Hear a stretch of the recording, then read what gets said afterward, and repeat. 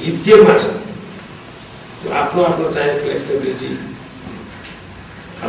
अकोमोडेटिभ भएर चाहिँ पोलिटिकल पार्टीहरूले सहमति बनायो भने मलाई लाग्छ तपाईँहरू के भन्छ कि अहिले चाहिँ कि यो भित्र 2 महिना छ धेरै कुराहरू भइसकेका छ जस्तो तपाईँलाई क्लियरै गरौँ तपाईँको पोलिटिकल सिस्टमको कुरा शासकीय स्वरूपका कुराहरू चुनावका पद्धतिका कुराहरू जुडिसियरीका कुराहरू फन्डामेन्टल राइटका कुराहरू यी कुराहरू तपाईँको जुन मूलभूत कुराहरू छ त्यसमा सामञ्जस्य भयो भने तपाईँको के भन्छ कि चुनावको पद्धतिका कुराहरू त्यसले गर्दा फेडरलिजमका कुराहरूमा मूलभूत कुराहरूमा तपाईँको सहमति भयो भने त्यसको फाइनल डिटेलहरू चाहिँ धेरै कुराहरू नगरे भने त्यो मेन कुराहरू आयो भने मलाई लाग्छ कि त्यसको आधारहरू त तय छ फेरि 12 बुद्धेदेखि एक्सटेन्सिभ पीस एक्ट छ अन्तिम संविधान छ के भन्छ द्वन्द्वका अवशेषहरूलाई सल्भ गर्नको लागि विशेष समिति छ होइन कन्स्टिट्युसनल कमिटी छ मैले भने त्यहाँको जुन मेन पोलिटिकल एक्टरहरू छ पोलिटिकल पार्टीहरू मेजर पार्टीहरू त्यो सिट टुगेदर 7 डेज 10 डेज मलाई लाग्छ कि यो कुराहरूलाई लिएर बस्यो भने तपाईँ पुरा सहमति भयो भने बाटो निस्किन्छ त्यसले गर्दा डिफिकल्टिजहरू छन् हामी छौँ त्यहाँ डिफिकल्ट पिरियडमा तर सहमति भयो भने तपाईँको त्यसको आधारहरू चाहिँ कि तय भएको छ र अहिले चाहिँ जति नै वर्क भएको छ चाहिँ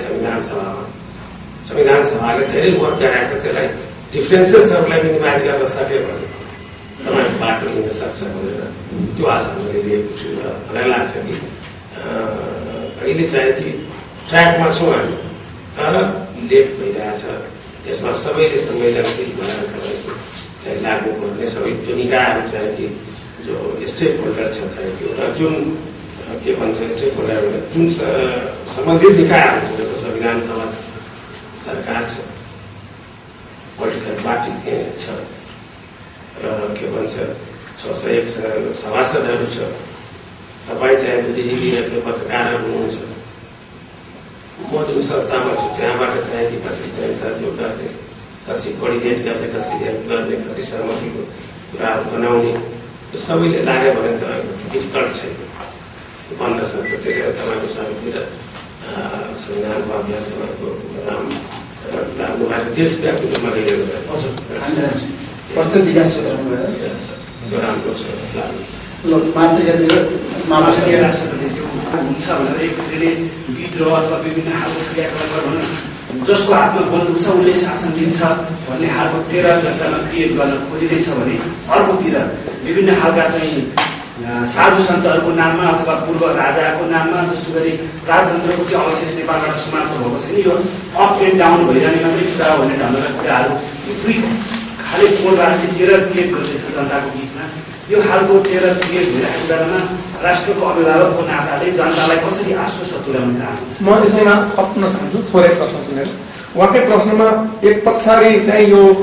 सैनिक शासन लागू हुने हल्ला चलिरहेको छ र राष्ट्रपतिज्यूको म्यादै सकिन्छ त्यो दिनसम्म यो संविधान सभा निर्वाचनबाट राष्ट्रपति संविधान सभाबाट राष्ट्रपति निर्वाचित हुनुभएको र त्यो संविधान सबै नभएपछि राष्ट्रपति कसरी रहनुहुन्छ भन्ने एउटा प्रश्न त्यो शून्यता भ्याकुम राष्ट्राध्यक्षविहीन कल्पना गर्न सकिन्छ फेरि भट्टराईजीले यतिखेर आएर 47 सालको संविधान चाहिँ देशमा फेरि लागू गर्नु पर्यो भनेर यस्तो त्यत्रो नेताले भन्नुभएको छ यो 2टा उहाँको मातृकाकै प्रश्नको पछाडिको प्रश्न हो यो छुट्टै प्रश्न छैन धन्यवाद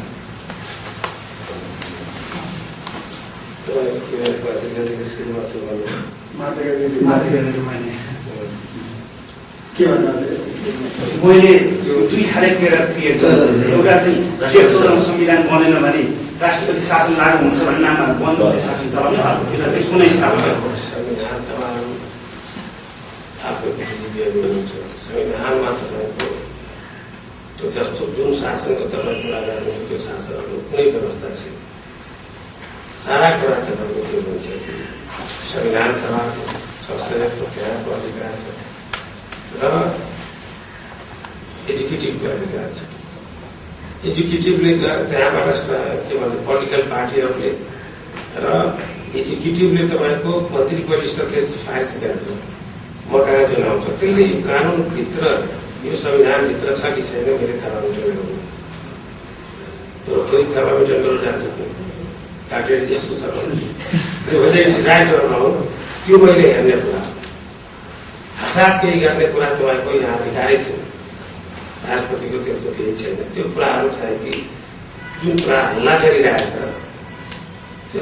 हल्लाको तपाईँले हल्लाको पछि जानुहुन्छ तपाईँको कागले तपाईँको कान लगेर भएर तपाईँको जो पछि दौड्ने कि तपाईँले आफ्नो कान ठिकाइपर्छ तपाईँको संविधान हेर्नुहोस् न होइन मैले त मैले भने कि मेरो जुन छ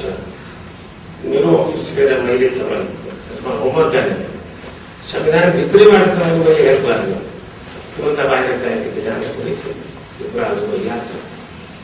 त्यसले गर्दा चाहिँ कि मलाई लाग्छ कि उहाँले भन्नुभयो त्यही शासन चाहिँ कि अब त्यो नाम दिनुहोस् त्यो सारा कुराहरू चाहिँ कि याद कुरा अर्को कुरा जुन तपाईँहरूले भन्नुभयो कि अब पूर्व राजाहरूको कुराहरू बुझाइरहेछ अब नेपाली जनताको क्षेत्रको स्तर धेरै अगाडि गइसक्यो राष्ट्र चाहिँ धेरै चाहिँ अगाडि गइसक्यो त्यसले गर्दा अब यो मोडर्न युगमा तपाईँको फेरि अब त्यो राजा महाराजाका युगहरू चाहिँ यो त तपाईँ सदियों पहिलेको थियो हामी त धेरै हामीले भोग्यौँ तपाईँको यो मोडर्न युगमा तपाईँको 50-60 वर्ष हामीले भोगेका छौँ त्यसले गरेर मैले त जहिले पनि भनेको छु कि 17 सालको घटना नभइदिएको भए सायद हाम्रो कन्ट्री तपाईँको धेरै जानु पर्दैन उहाँले बुझ्नलाई मैले भनिरहेको छु राम्ररी धेरै अमेरिका र युरोपहरू जानै पर्दैन यो आफ्नो लाइफ टाइममा I have seen myself practically यी तपाईँलाई एउटा उदाहरण दिउँ म चाहन्छु मानिस हाम्रो दरबाजामा तपाईँको बसिरहन्थ्यो 50 जना मान्छे तपाईँको बिहारको त्यो सब नलेख्नु होला किनकि फेरि मेरो मुखबाट त्यसले देशको कुराहरू नलेख्नु होला हामीहरूको दरबाजामा त 50 जना धान रोप्नलाई 100 जना चाहे पोखरीमा ग्वाली बनाएर चाहे पोखरीको डिलमा धान काट्नलाई चाहे महिनो दिन बस्छ त्यो चढाइमा तपाईँको 50 मान्छेहरू त्यसको माने एउटै मैले के भन्न चाहन्छु कि they have gone periodically in the election 15 election in the parliament 60 वर्षमा आजादी पछि 15 वटा चाहिँ periodically election मा गए त्यो डेमोक्रेसी इलेक्सनको माने के छ डेमोक्रेसी इन द ट्र्याक त्यो डेमोक्रेसी ट्र्याकमा जुन गएको छ त्यसको राजनीतिक आर्थिक सामाजिक चाहिँ कुराहरू सारा अगाडि बढ्यो हामीले चाहिँ 30 वर्ष पञ्चायती व्यवस्था 20 वर्षको बहुदलीय व्यवस्थामा धेरै नजाउँ पर्छ 30 वर्ष पञ्चायती व्यवस्था र 20 वर्ष तपाईँको के भन्छ यो बहुदलीय व्यवस्थामा 12 वर्ष चाहिँ लोनको राजनीति 6 वर्ष चाहिँ लोकतन्त्रको गाडी अगाडि बढ्यो त्यसपछि पार्टीहरूको डिभिजन लोकतन्त्र क्रमबद्ध भयो तासको चाहिँ घर जस्तो भएको छ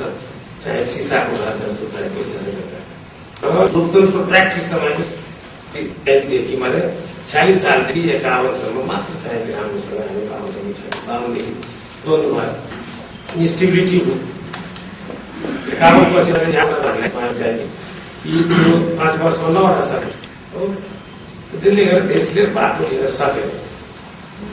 लोकतन्त्रमा के हुन्छ तपाईँको periodically you go to the people is तपाईँको द युनिभर्सिटी पिपुल युनिभर्सिटी छ त्यसले मलाई चाहिँ every time you come with the knowledge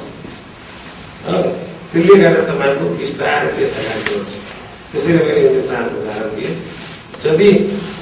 यो 50 मा तपाईँको कतिको तपाईँको 2007 सालदेखि चाहिँ 50-51 वर्ष भयो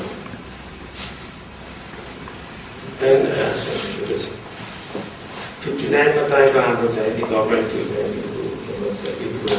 पार्लियामेन्ट गभर्मेन्ट 60 देखि अहिले तपाईँको कति गएको 40 50 वर्ष गएको 50 वर्षमा तपाईँको 10 वटा इलेक्सन हुन्छ 50 वर्षमा तपाईँले चाहिँ हालेर चाहिँ 50 वर्ष अगाडि चाहिँ धेरै अगाडि आउने हुन्छ जुन कुरा त जसले तपाईँको के भन्छ कि यो राजा महाराजावाला सिस्टम फेरि सामन्ती सिस्टमहरू कुरा गर्छ त्यसलाई तपाईँहरूले सम्झाउनु पर्छ लेख्नु पर्छ बुझाउनु पर्छ त्यही कारणले हाम्रो देश 50 वर्ष पछाडि गयो